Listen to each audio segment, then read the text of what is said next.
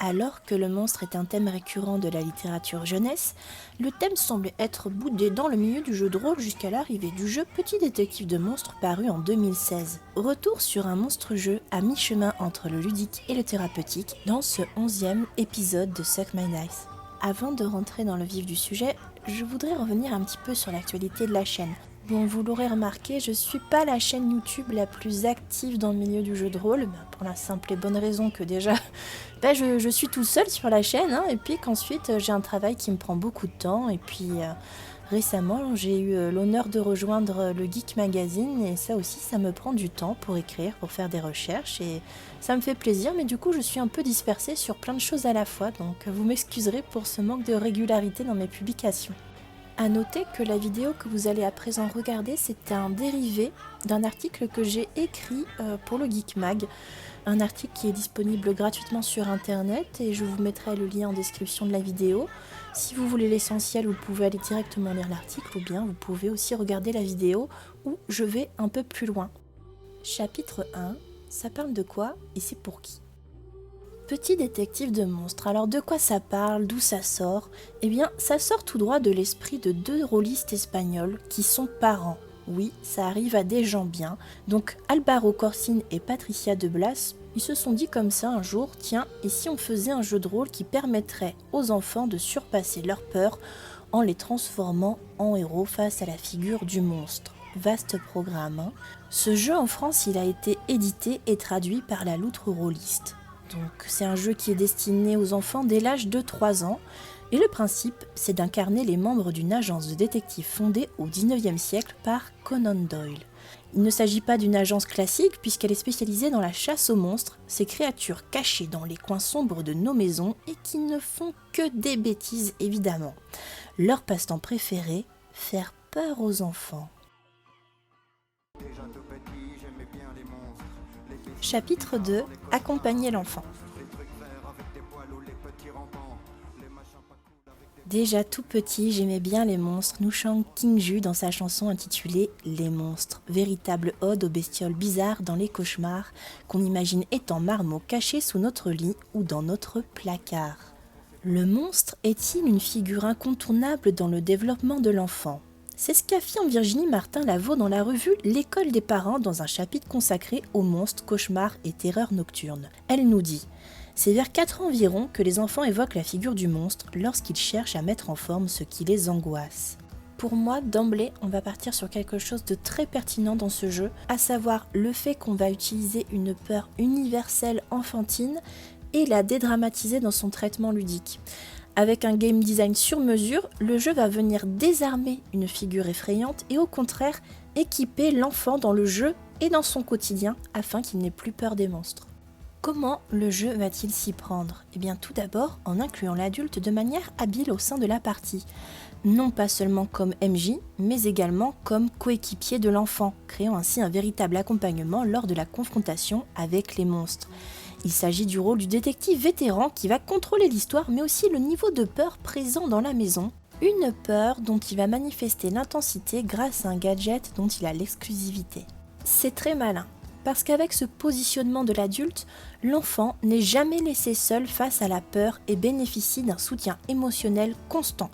Le jeu n'est donc pas anxiogène et pose au contraire un cadre ludique extrêmement bienveillant, et ça, c'est juste trop cool. Le système de jeu est pour sa part simple et accessible.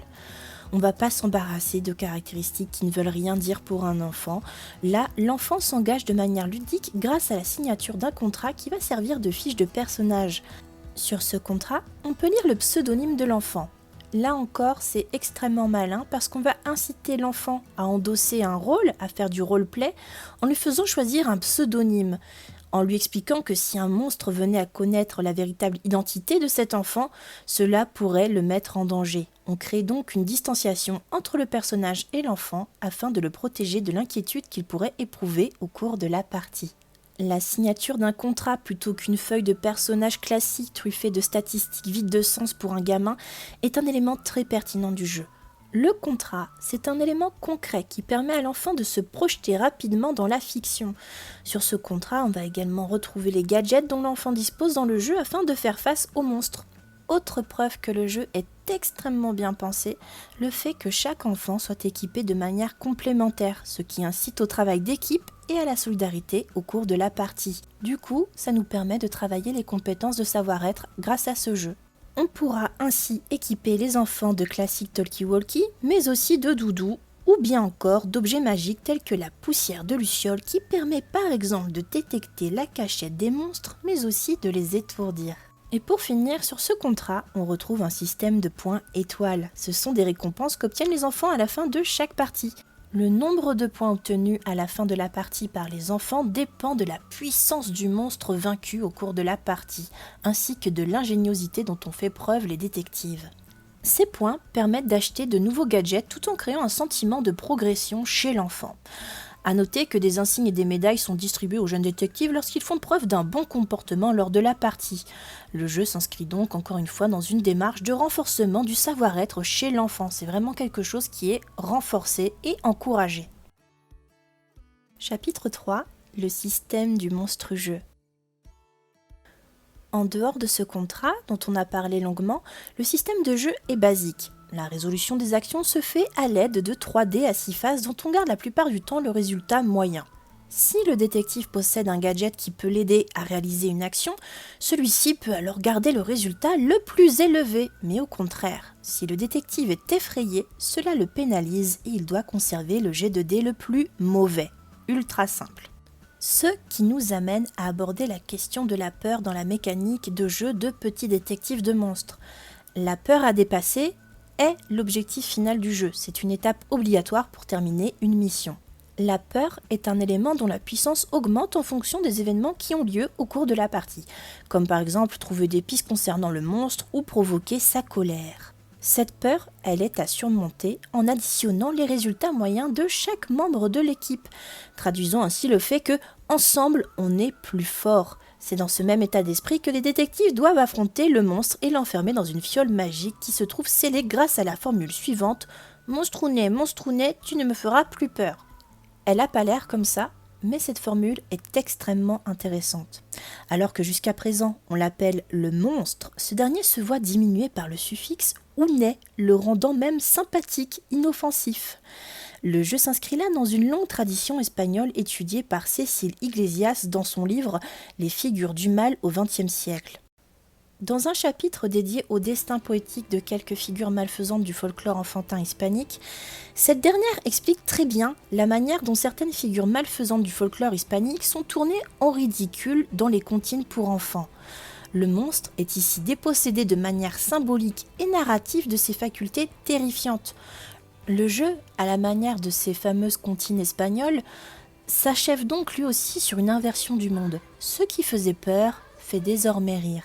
En jeu s'inscrivant un peu dans la même démarche, on peut citer le jeu Sorcières et Sortilèges paru aux éditions Stella Maris. Les joueurs y incarnent non pas des détectives, mais des sorciers et des sorcières qui doivent parfois botter les fesses de leurs opposants, tels que le croque-mitaine. Ici, on ne trouvera pas de gadgets, mais plutôt des sortilèges. Autre point commun, on va retrouver un peu ce côté régressif dans les illustrations et puis la manipulation du matériel parce que pour pouvoir lancer nos sorts, on va devoir placer des ingrédients dans un chaudron. Un élément du game design de Petit Détective de Monstres que je n'ai pas abordé, c'est le dessin. Pourquoi j'en ai pas parlé plus tôt? Parce qu'il est optionnel, mais pourtant il est extrêmement intéressant. Dans ce jeu, on nous donne la possibilité de créer de A à Z le monstre que l'on chasse. Dans cette approche, on va explorer une autre forme de créativité avec l'enfant. On varie ainsi les plaisirs. On passe du plaisir de se raconter une histoire au plaisir du geste. Dessiner le monstre, ça peut être aussi une manière d'aborder une thématique inquiétante de manière plus personnelle avec l'enfant, qui va sortir de sa propre imagination, de ses propres peurs, peut-être même le monstre à combattre. Et dans cette logique-là, on peut aller sur quelque chose d'encore plus cathartique avec l'enfant. Le dessin enfantin, c'est quelque chose de vraiment intéressant auquel tout un champ d'études est consacré et étudié par des philosophes comme Georges-Henri Luquet. On a d'autres jeux de rôle pour enfants qui proposent d'utiliser le dessin. Certains en font même le cœur de leur mécanique de jeu comme le monde des dessins, un petit jeu traduit par Mathieu B où on joue des crayons de couleur et où on va venir dessiner sur une feuille blanche tout en racontant notre histoire. Conclusion. Il y aurait tant de choses à dire encore sur ce jeu qu'on retiendra pour sa pertinence et sa compréhension de la mythologie enfantine. L'humour est extrêmement présent dans l'écriture de cet ouvrage qui traite d'une thématique pourtant inquiétante pour les enfants. Dans une mise en abîme très plaisante, on y retrouve même des mini-jeux à l'intérieur du manuel à destination des enfants. Le tout est mis en valeur par un travail d'illustration soigné, évoquant dans son esthétisation du monstre les dessins réalisés par des enfants. D'ailleurs, autre élément extrêmement sympathique pour les enfants, j'ai trouvé, c'est le fait qu'ils soient encouragés à envoyer leur production picturale du monstre sur le site de la Loutre Rôliste. Du coup, ça crée quelque part un espèce de mur de trophées de chasse tout à fait sympathique, et puis ça renforce le côté immersion avec la sensation qu'il y a des petites agences un peu partout dans le monde, en France, en Espagne ou que sais-je, tout en disant à l'enfant « tu n'es pas seul ». Tous ces enfants ont surmonté leur peur et je trouve ça très beau, très fédérateur. Actuellement, la Loutre Rôliste est en campagne de financement sur Ulule afin de nous offrir un nouveau jeu pour enfants avec pour thématique cette fois-ci les pirates. Alors, à l'abordage, foncez parce que le financement s'arrête le 30 octobre et je pense que ce jeu va valoir le détour. Si la vidéo vous a plu, n'hésitez pas à la liker, à commenter, à partager, ça fait toujours plaisir, ça met du baume au cœur. Et je vous dis à très bientôt pour une prochaine vidéo. Ciao! Au lit, les petits bouts de chou. Ça porte blé-blé. Rien ne sortira plus du placard pour te faire peur, tu le sais ça. Oui. Au revoir, Bou.